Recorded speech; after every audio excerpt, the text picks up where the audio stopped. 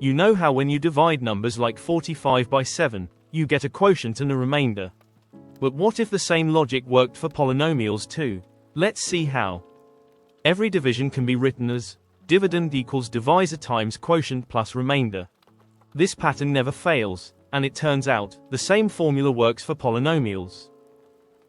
Here's the division algorithm for polynomials.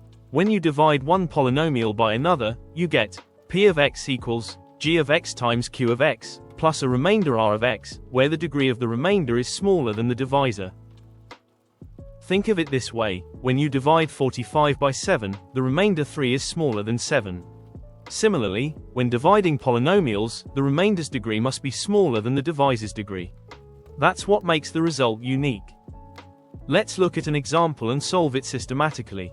We'll try to divide p of x equals x cubed minus 3x squared plus 3x minus 5 by g of x equals x minus 2.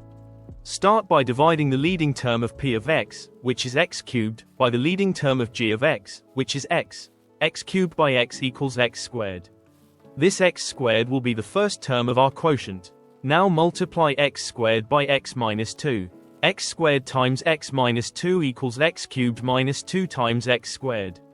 Subtracting this from the original polynomial, we get minus x squared plus 3x minus 5.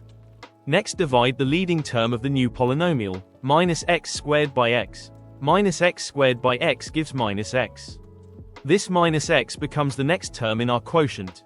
Repeat multiplication and subtraction. Multiplying minus x by x minus 2, we get minus x squared plus 2x.